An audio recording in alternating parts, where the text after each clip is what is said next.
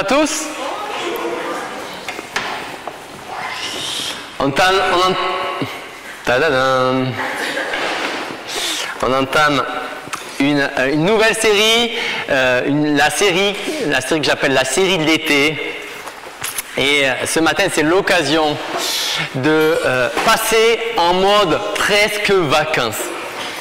D'où ce parcours, cette randonnée que je vais vous proposer, pas ce matin, mais que l'on va vous proposer pendant cet été.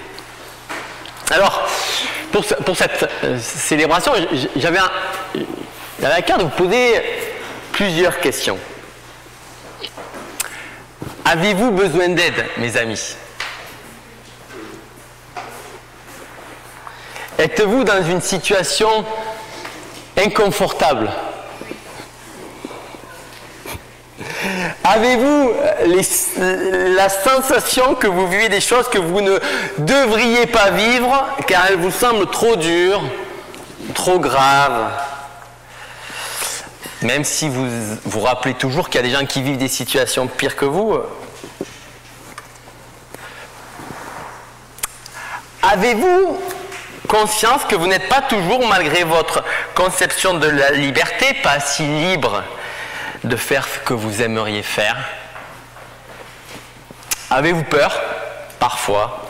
Peur d'abandonner, peur d'être trahi, peur de ne pas être à la hauteur, peur de ne pas être ce que les autres attendent de vous, que vous soyez, peur des méchants, peur des circonstances qui semblent triompher parfois de vous, peur peut-être de la maladie qui pourrait vous atteindre, paralyser vous-même ou des proches?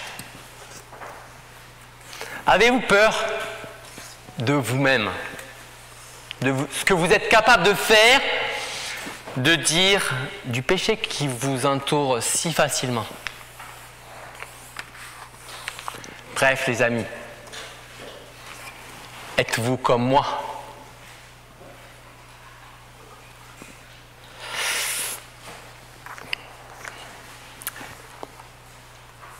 Nous savons d'où nous venons, nous savons où nous allons, mais il me semble parfois que notre vie est brassée, secouée au milieu des situations qui semblent difficiles, qui semblent nous atteindre. Qu'est-ce qu'on peut faire? Qu'est-ce qu'on doit faire? Qu'est-ce qu'on doit dire? Comment exprimer parfois notre difficulté, qui nous sommes croyants, à ce Dieu, à Jésus qui nous promet sa présence constante, son amour? Comment lui dire que nous ne vivons pas, que nous n'arrivons pas à croire parfois ce qu'il nous dit? Comment au contraire, parfois lui dire aussi toute la joie que nous avons? Sans doute aux prises avec toutes ces questions, sous ce questionnement qu'un livre a été écrit. Un livre de la Bible. Heureusement, il y a la lumière, vous ne voyez pas trop encore le titre de la série, mais le livre le plus important, le livre qui a le plus grand nombre de chapitres, le livre qui a le chapitre le plus long et le chapitre le plus court, le livre qui a le chapitre avec le plus grand nombre de versets, mais pas le plus grand nombre de mots. Le livre qui, d'après une statistique mobile, est la partie la plus lue aujourd'hui. Le seul recueil de chants qu'on a dans la Bible et le seul recueil qu'on ait de prières à proprement parler. Il représente 7% de la Bible et pourtant dans le Nouveau Testament, il est cité 3 fois plus que sa taille dans l'Ancien. Ce livre avec tous les autres, participe à la Bible, qui est la parole que Dieu nous adresse, et pourtant, paradoxalement, ce sont des hommes qui s'adressent à Dieu. Dieu nous parle ainsi par des hommes qui parlent à Dieu. Vous avez peut-être deviné qu'il s'agit du livre des psaumes, en plus c'est marqué, donc c'est pas difficile. Ce livre est formidable car il décrit des chants, des prières inspirées par Dieu. On peut donc chanter et prier des chants qui ont été avalisés par Dieu et même qui ont sans doute, j'en dis sans doute, c'est sans aucun doute, été appréciée, chantée par Jésus lui-même. Le livre des psaumes nous invite quelque part à un parcours dans sa forme finale, dans sa présentation comme elle nous est arrivée dans nos Bibles. Ancré sur du solide, sur des promesses solides, sur une espérance inébranlable, il nous aide à cheminer dans notre monde où la foi et l'espérance doivent être vécues dans l'attente. Et où nous verrons notre Père et Jésus face à face. Ainsi, il nous montre l'avenir et les promesses qui nous attendent et nous donne en même temps les moyens pour rester attachés à ces promesses. Alors, je vous propose ce matin, comme un survol, d'aborder quelques éléments.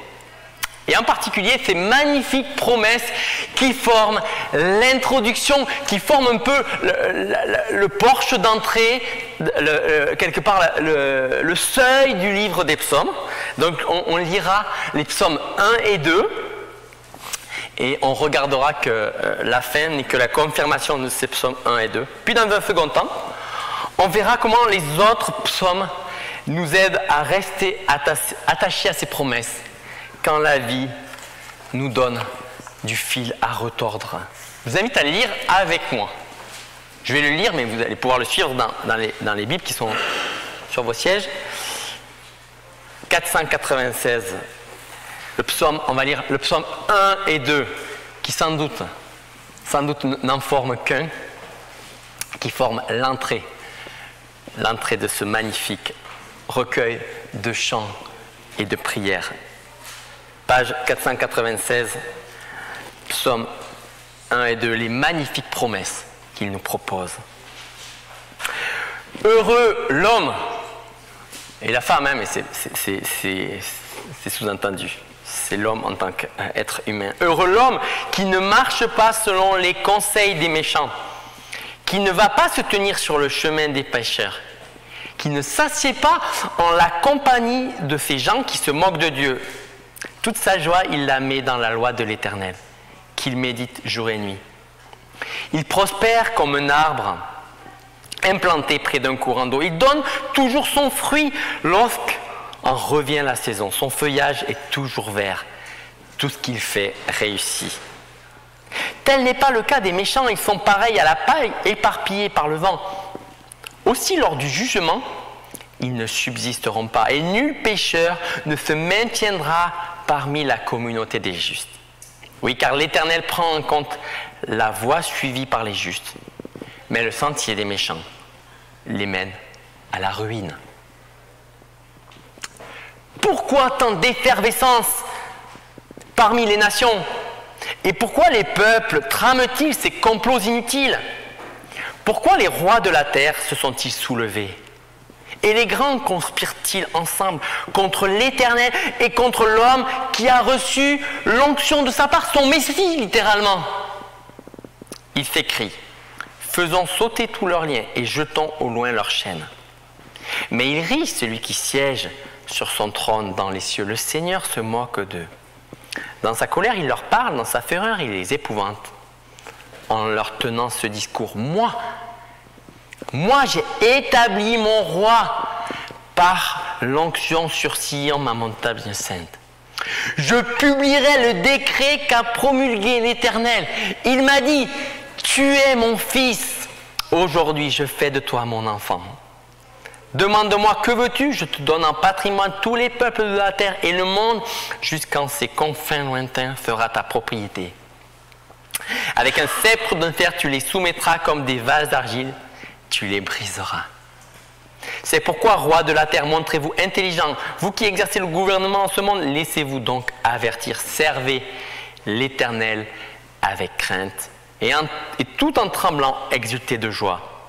Au Fils, rendez-vous votre hommage pour éviter qu'il s'irrite et que vous périssiez tous dans la voie que vous suivez. En un instant, sa colère contre vous peut s'enflammer. Oui, heureux sont tous les hommes qui en lui cherchent refuge.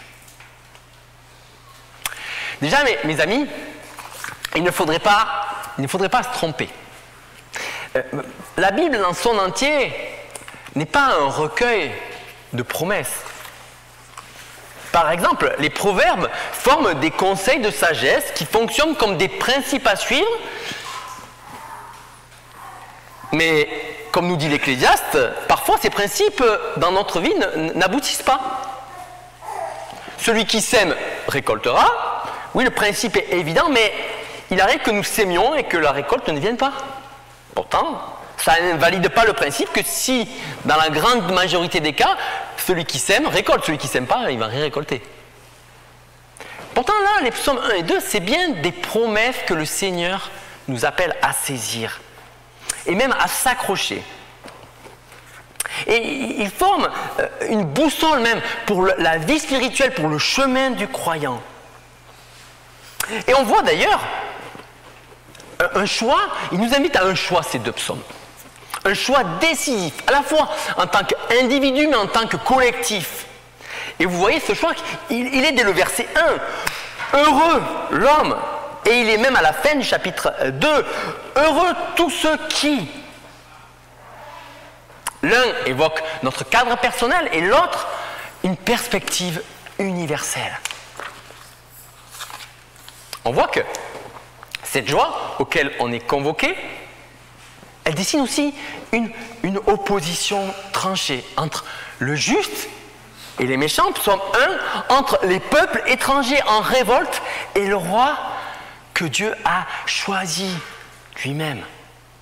La mauvaise conduite dans les deux mène à la ruine, la bonne assure le succès. Verset 3, le juste réussira.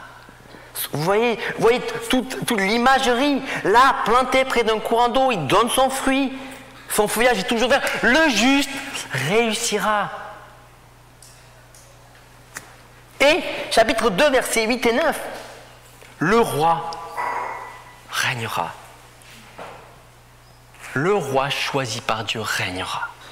Voilà les deux promesses que Dieu a adressées à son peuple, le peuple d'Israël à l'époque. Et nous, on le sait que ce roi, il règne. Déjà, on le sait parce qu'à la résurrection, maintenant, il règne. Jésus règne, effectivement. Donc, on a déjà l'accomplissement de ces promesses. Mais c'est bien les deux promesses dans lesquelles le peuple d'Israël était appelé à tenir, à rester ferme. Au sein de ces deux promesses, ils avaient des repères. Repères qui étaient posés. La loi de l'Éternel, verset 2, elle traçait les limites de la bonne conduite et de la mauvaise conduite. Le décret de l'Éternel, encore une fois la parole, c'est elle qui a désigné le roi, chapitre 2, verset 7, qui doit gouverner le monde. Orienté par ces deux repères, le croyant est invité à l'obéissance. Heureux l'homme qui ne marche pas selon le conseil des méchants. Comprenez l'idée de marche, d'obéissance. Et à la confiance. Heureux sont tous les hommes qui cherchent en lui un refuge. Ainsi, mes amis, c'est comme si le psalmiste qui a résumé, qui a rassemblé plein de psaumes qui sont sans doute en circulation, qui a rassemblé, a voulu donner à ce recueil la porte d'entrée comme d'une encre solide pour nos âmes, si facilement tourmentées par les circonstances. Le juste réussira, le roi régnera, c'est certain. À l'autre extrémité du livre des psaumes, si vous alliez voir, psaume 146 à 150, vous verriez un festival, un festival de Alléluia. En hébreu, ça veut dire, ça a été traduit dans nos Bibles par louer l'Éternel. C'est Alléluia, Alléluia. Et même au début, c'est c'est une ou deux fois par chapitre. Et à la fin, il n'y a plus que ça. Louer l'Éternel, psaume 148, on se demande même qu'est-ce qu'on va pouvoir dire, il ne fait que répéter la même chose, louer, louer, louer. Et à la fin, 150, c'est pareil.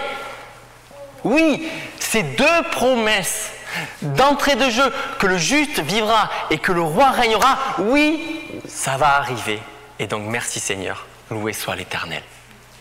Voilà comment le psalmiste a regroupé son recueil, comment il a souhaité que ce recueil de chants et de prières puisse être compris.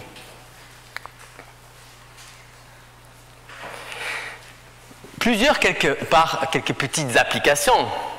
La vie spirituelle du croyant, son culte véritable, mes amis, ça ne peut pas être dissocié du comportement de notre vie quotidienne.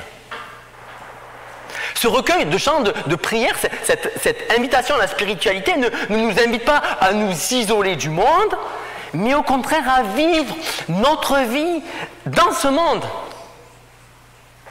La parole de Dieu n'est pas pour nourrir seulement notre cerveau, elle doit nous être utile pour la vie quotidienne, pour notre marche, dans toutes les étapes de sa vie.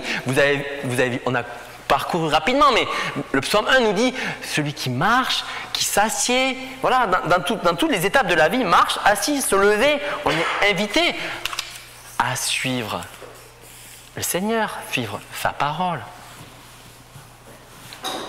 Mais c'est pas tout, sa marche, elle est orientée par... Voilà, elle est orientée par la parole de Dieu, on a pu le voir. Et on doit avouer qu'on a naturellement la tendance d'être attiré par la dernière mode. Mais le chrétien, comme le croyant de l'époque, est invité au contraire à suivre la parole. C'est ce qu'on voit dans le terme loi et décret. Et pas celle des méchants. Il y a dans cette parole de Dieu, mes amis, quelque chose d'immensément subversif. Pour toutes les pensées humaines portées par les politiques de notre monde, par les grandes entreprises, car vous savez quoi, elle a son propre référent. Elle est une autorité supérieure et d'une certaine manière, une autorité en dernier ressort. Et c'est pour ça d'ailleurs qu'il y a une inquiétude dans le monde athée. D'ailleurs, dans les pays comme la Chine, la Bible communiste, la Bible a toujours été restreinte dans sa diffusion, mais on comprend, c'est une parole en dernier ressort. Même aujourd'hui, dans nos pays occidentaux, soi-disant tolérants, j'ai entendu sur un plateau de télé, il y a moins d'une dizaine de jours, un personnage politique s'interroger sur le fait qu'on puisse, dans certaines écoles, parler de Dieu. Cette loi, elle est subversive dans le fait qu'elle place les chrétiens, qu'elle nous place dans une soumission première au Seigneur et à sa parole. Toute notre vie est comme tendue pour lui plaire, et donc on est appelé à lui plaire, on est appelé à écouter sa parole, et donc sa parole, elle est à suivre. Et dans ce contexte, toute parole quasi religieuse que nos politiques nous parlent concernant l'écologie, la question de l'identité, de la sexualité, se trouve malheureusement pour eux relativisée, car une parole établie par une autorité supérieure à nos dirigeants s'impose à nous. Et c'est pour ça d'ailleurs que Pierre a dit, il nous faut plutôt obéir à Dieu plutôt qu'aux hommes. Peut-être qu'il en sera... Pierre a été battu pour cette parole. Coup de bâton, moins d'un certain nombre, mais battu. Peut-être que nous, on ne sera pas battus à coup de bâton, mais enjoint à des pénalités financières,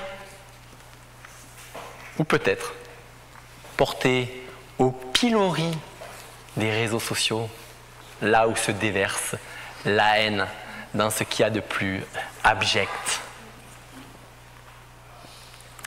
Oui, mes amis, c'est avec ces promesses rassurantes que nous commençons et terminons le recueil des chants et des prières des psaumes. Le juste réussira et le roi régnera par le biais de son Fils.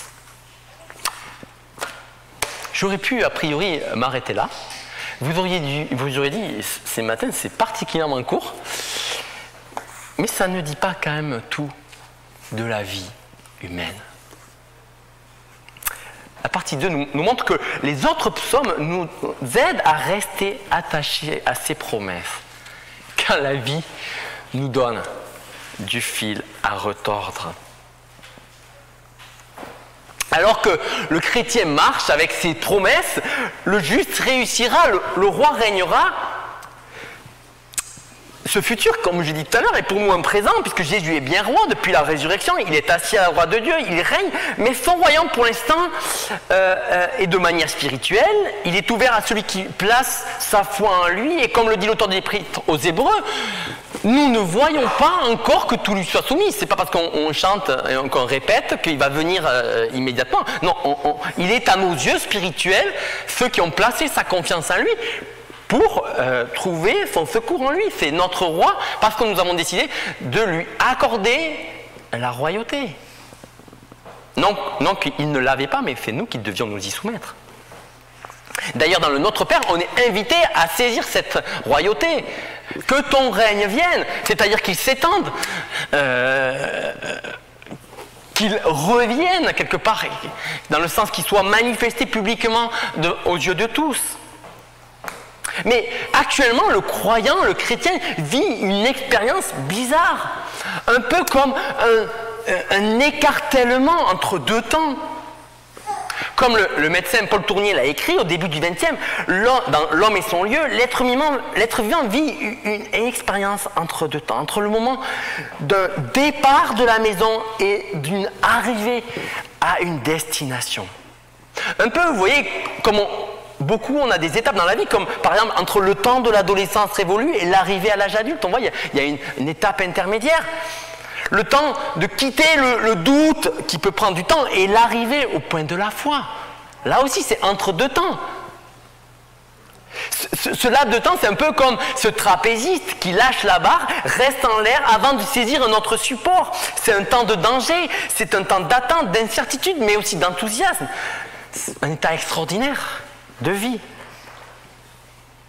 Et c'est bien toute la vie du croyant qui est dans cet entre-deux, entre ce final glorieux et ses promesses.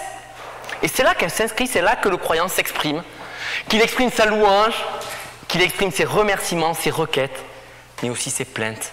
C'est pourquoi m'as-tu abandonné? C'est le juste, tu as dit le juste vivra, mais il ne vit pas, le juste ne vit pas, c'est le méchant qui règne. On peut le voir dans les des psaumes plein de fois. Les chrétiens, les croyants reconnaîtront à quel point ces psaumes peuvent être chantés dans cet entre-deux-temps. Entre le temps où nous quittons l'environnement du monde et arrivons dans l'assemblée de l'esprit, entre le temps où nous quittons le péché et arrivons à la sainteté, entre le temps où nous quittons nos demeures, nos maisons et où nous arrivons en compagnie du peuple de Dieu, entre le temps où nous quittons les œuvres de la loi pour la justice de la foi.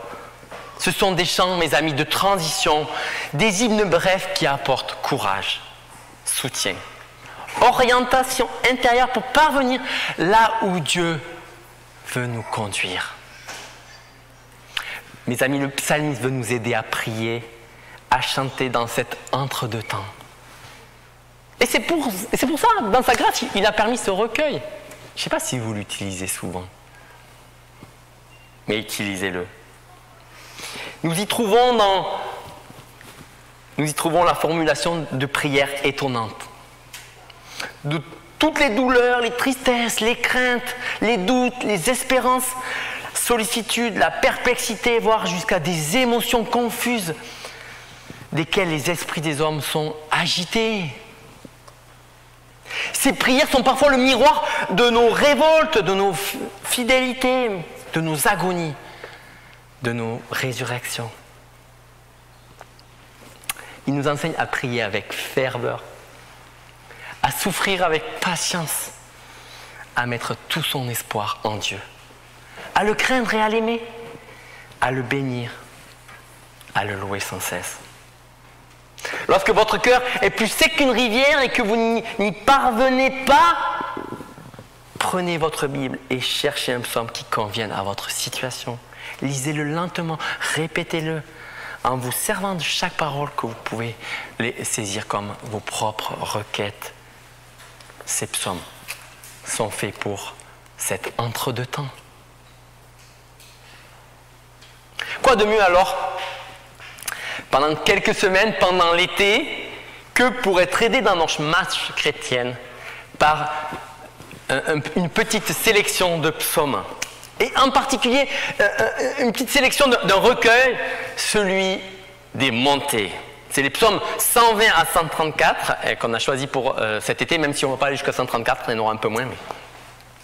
Ces psaumes, pour le contexte, ils étaient chantés probablement en séquence suivie par les pèlerins hébreux en route pour les grandes fêtes cultuelles. Du point de vue topographique, Jérusalem était la ville la plus élevée de Palestine et ainsi que tous s'y rendaient, passaient par une bonne partie du voyage par une route ascendante. L'ascension n'était pas en plus seulement littérale, elle servait également aussi de métaphore. Le trajet jusqu'à Jérusalem représentait une vie ascendante en direction de Dieu, une existence qui progresse d'un niveau à l'autre en fonction de la maturité spirituelle. 3 fois par an, les Hébreux fidèles faisaient ce voyage. Ils étaient un peuple qui devait son salut à l'Exode. Son identité avait été définie au Sinaï, si vous vous rappelez notre parcours sur l'Exode, et sa survie avait été assurée pendant les 40 ans d'errance. En tant que peuple nomade, les Hébreux montaient régulièrement à Jérusalem pour adorer Dieu. Par la célébration de chaque Pâques au printemps, ils se remémoraient les moyens par lesquels Dieu les avait sauvés.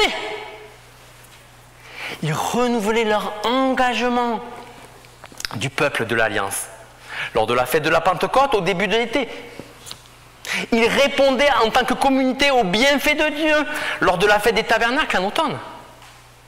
Ils formaient, mes amis, ce peuple racheté, un peuple ordonné par Dieu, un peuple béni. Ces réalités fondamentales étaient proclamées, enseignées, chantées lors de ces fêtes annuelles. Et entre les fêtes, les gens vivaient ces réalités dans une vie quotidienne de disciples en attendant que vienne le moment de monter à nouveau à la ville perchée pour renouveler cet engagement. Voilà cette image des Hébreux chantant les 15 psaumes des montées alors qu'ils quittaient les routines de la vie de disciples, laissant leur ville et villages, leurs fermes et leurs terroirs pour cheminer vers Jérusalem, devenu profondément ancré dans l'imaginaire, est venu vraiment profondément ancré dans notre imaginaire de la piété chrétienne. Nous avons là un contexte idéal pour cheminer avec eux sur le chemin de la foi. Il n'existe aucun champ pour la route qui soit plus approprié que ceci pour le voyage de notre foi en Christ. Une voie qui comporte beaucoup de continuité avec le croyant juif. Alors c'est vrai, mes amis, ce parcours, ce chemin de foi va nous amener parfois à faire des détours. Il n'est peut-être pas toujours en ligne droite, il ne peut pas se parcourir en Formule 1, même si j'aimerais parfois. C'est d'ailleurs peut-être le plus grand danger pour les chrétiens, croire que tout ce qui est important puisse se posséder immédiatement. Le possible, mes amis, n'est pas toujours réalisable de manière rapide et efficace. Notre temps de concentration a été conditionné par les publicités de 30 secondes et le scrolling de nos applications qui est en moyenne, je ne sais pas de combien de secondes, mais notre sens du réel a été lissé par notre accoutumance à des résumés concis, facilement accessibles. Dans ce contexte, il est facile d'intéresser quelqu'un pour un sujet, même pour l'évangile. Par contre, il est beaucoup plus difficile de soutenir son intérêt dans la durée. De nombreuses personnes se disent chrétiennes, mais présentent peu de caractéristiques de la vie engagée. Dans notre culture, tout peut être acheté et vendu, même ce qui se rapporte à Dieu. Le marché de l'expérience religieuse est florissant à notre époque.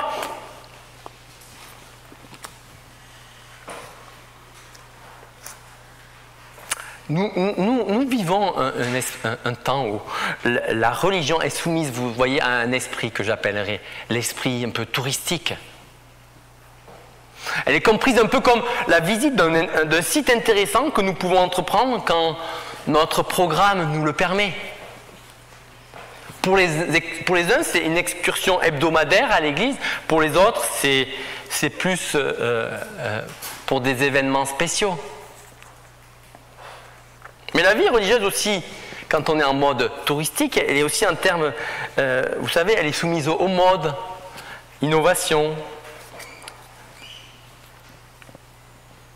Oui, mes amis, l'un des obstacles majeurs du chrétien est sa passion contemporaine pour l'immédiateté.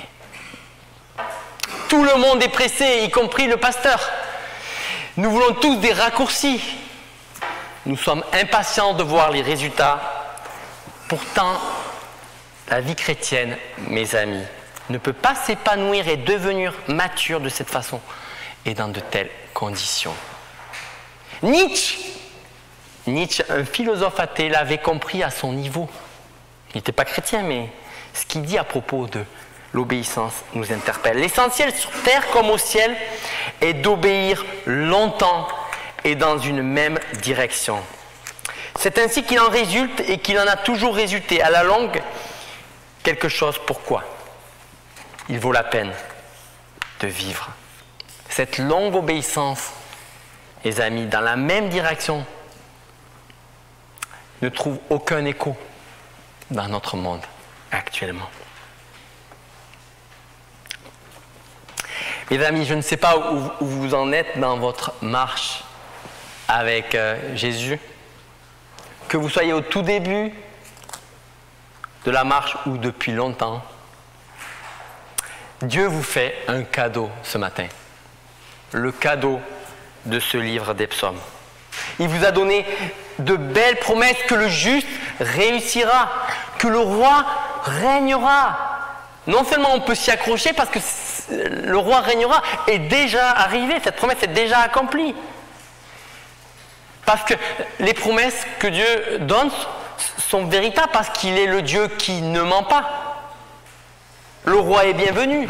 Jésus est certes mort, mais il est ressuscité. Il siège maintenant à la droite du Père. Maintenant, nous attendons qu'il revienne. Mais il ne s'est pas arrêté là. Il vous a donné un recueil qui peut vous aider à chanter, à prier dans cet entre-deux-temps de la vie humaine. Ce recueil a soutenu des générations et des générations de chrétiens. Il a même été utile à Jésus pour sa mission. Mes amis, par ces prières honnêtes et franches, nous pouvons trouver les mots pour nos souffrances, pour nos détresses, pour nos peurs, qui nous viendront en aide à verbaliser ce que nous ressentons au Dieu qui nous aime tellement, qu'il a envoyé ce qu'il y avait de plus cher, son Fils. Prions. Merci Seigneur pour ces belles promesses que tu nous as accordées, ces belles promesses que le juste vivra, celui qui vit selon ta parole. Et même si dans cet entre-deux-temps de la vie, nous ne voyons pas toujours que le juste vit, arrive à marcher, réussit, nous sommes certains. Un jour cela arrivera.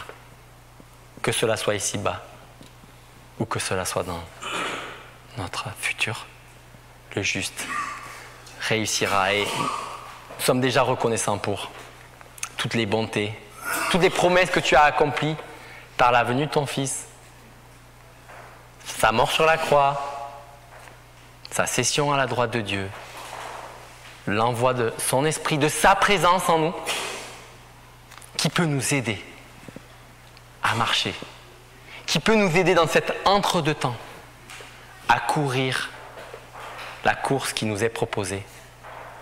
Merci Seigneur Jésus de ne nous avoir pas laissés seuls et au contraire de nous avoir envoyé cet esprit qui nous assure d'être constamment avoir la présence de Dieu à nos côtés. Merci pour ce recueil de psaumes qui nous aide au milieu de nos détresses, au milieu de nos difficultés, dans nos luttes avec le péché. dans le minute avec nos fardeaux, avec nos inquiétudes, nos peurs.